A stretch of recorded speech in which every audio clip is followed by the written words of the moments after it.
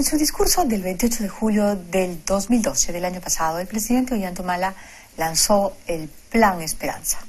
El Plan Esperanza para luchar contra el cáncer, anunciando que así, con este plan, a través de este plan, todas las personas que tienen el Seguro Integral de Salud, el SIS, podrían pues recibir una atención de calidad en caso enfermaran de cáncer. Han pasado 15 meses y la realidad en los hospitales nacionales del país es otra. Ayer revisábamos con Alfredo Torres de Ipsos Perú las razones de la baja popularidad o las razones por las que baja la popularidad cada mes del presidente Humala. Y leíamos que ante la pregunta ¿por qué razones desaprueban la gestión de Ollanta Humala?, el 69% de la opinión pública decía que lo desaprobaba porque él no cumple lo que promete, es mentiroso. Vamos a escucharlo a él mismo diciendo en julio del año pasado lo que sería para el ciudadano peruano el Plan Esperanza. Continuando con el propósito de ampliar los derechos en salud de la población, estamos dando inicio, en el marco del SIS, al Plan Nacional de Lucha contra el Cáncer, Esperanza. A través de este plan, el Estado busca proteger a los ciudadanos para que tengan acceso a un diagnóstico y tratamiento oportuno y de calidad frente al cáncer. Ningún peruano deberá quedarse sin tratamiento contra el cáncer por problemas económicos. Este es el ansiado seguro oncológico gratuito. Ahora vamos a escuchar a la congresista Cecilia Tait. Ella tuvo cáncer, ha padecido el cáncer en carne propia y tiene una opinión sobre el Plan Esperanza porque ha trabajado directamente en su elaboración. Ella se retiró este año 2013, antes de que culminara el discurso del presidente. Y estaba en el hemiciclo escuchando cuando el presidente abordó los temas relacionados a salud. Ella se fastidió, se indignó, se paró y se fue. No estaba conforme con la presentación del presidente. Sentía que había pasado un año y no se había hecho nada. Vamos a escuchar sus declaraciones. Lamentablemente yo no he visto un progreso más allá de la publicidad que ha hecho el Estado, más allá de los 194 millones que ha pedido para el 2014 y 190 millones para el tema de prevención. Mi preocupación además está en el seguro SIS. El seguro SIS tiene atención gratuita, dice, pero tiene una limitación. Tiene limitación en que yo te atiendo el primer estadio, porque es el más fácil, más barato, el que tienes mayor chances de vida. Mi preocupación no está ahí, mi preocupación está del segundo al tercero, cuarto estadio. No cubre el SIS.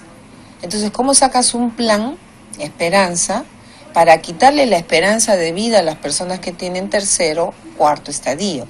Yo no creo eso. Yo creo que tenemos que manejar un plan de acción para recuperar primero la credibilidad del Plan Esperanza, porque muchos no saben, ni conocen, ni tienen ni idea de lo que es. El Plan Esperanza lo que dice es que las atenciones para los pacientes va a ser a nivel nacional. Sin embargo, la realidad lo que nos dice es que en los hospitales de provincias muchas veces no está el oncólogo o no están los equipos necesarios para que esta gente se atienda, y lo que hacen es trasladar a las personas enfermas con cáncer, que le detectan cáncer, trasladarlas a Lima. Pero no es que no están porque no quieren estar, no están porque no hay oncólogos preparados, no hay los patólogos preparados, los equipos. Creo que el Perú a nivel de Estado no ha comprado los equipos y la mayoría de personas van a las entidades privadas, está concesionado de los diferentes tomógrafos. Alguien que no ha padecido cáncer no tiene ni idea de lo que es. Alguien que no padece otro tipo de enfermedades no tiene idea de lo que es. Y qué bueno que el presidente sea saludable, qué bueno que la ministra de Salud sea saludable, pero tenemos un país que tiene carencias de salud, necesita un sistema nuevo y una reforma real. ¿No será mezquindad?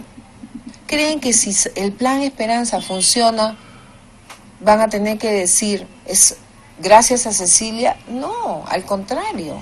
Yo lo que quiero es, a mí ni me mencionen, yo no quiero ningún reconocimiento por mi trabajo.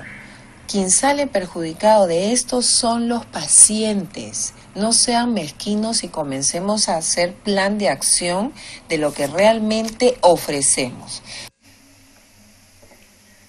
Vamos a saludar, a darle la bienvenida al doctor Paul Pilco Castañeda.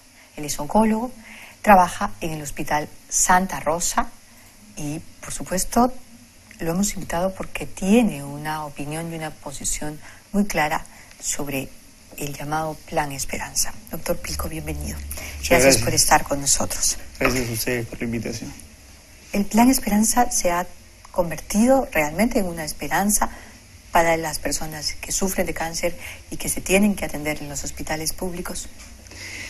Efectivamente, es una esperanza para todos, no solo para el paciente, sino para los médicos que están en formación, y pensamos todos nosotros que esto era una oportunidad para mejorar nuestro servicio, nuestra calidad de servicio a los pacientes y el desarrollo profesional y la mejora en la capacitación de profesionales en nuestro país.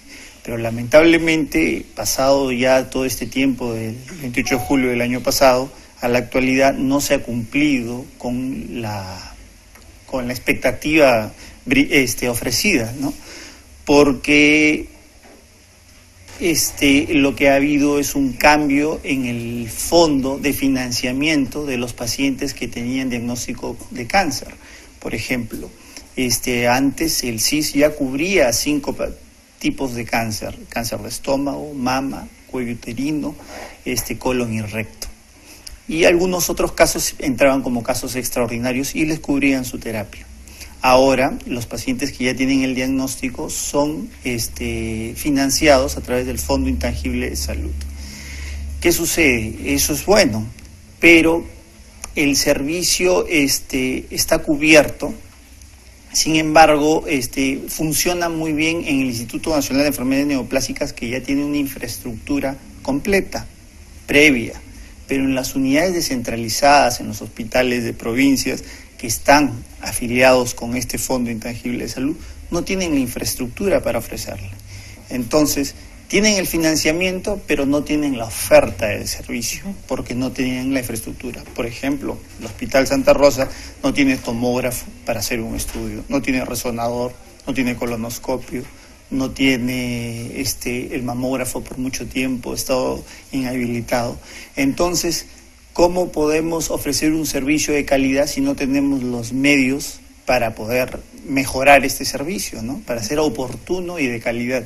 Y ese es el problema. Lo que dice entonces la congresista Taide es cierto.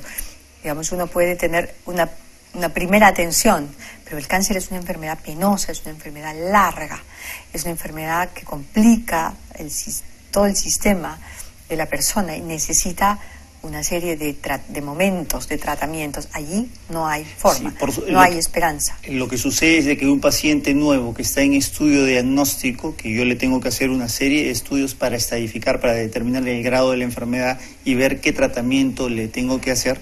Entonces, si yo le voy a hacer un procedimiento, por ejemplo, una colonoscopía, y yo no tengo en mi servicio, claro, tengo que mandarlo a través del CIS a que le hagan en otro hospital que le puedan hacer. Después regresa con el diagnóstico y yo tengo que hacerle otros estudios de tomografía, y en ese tiempo pasa 2 semanas, 3 semanas, un mes, y total, cuando el paciente necesita el servicio, peligra que ese grado que pudo ser curado en un momento ya llegue a otra etapa, y obviamente eso es más costoso y genera una menor expectativa de vida.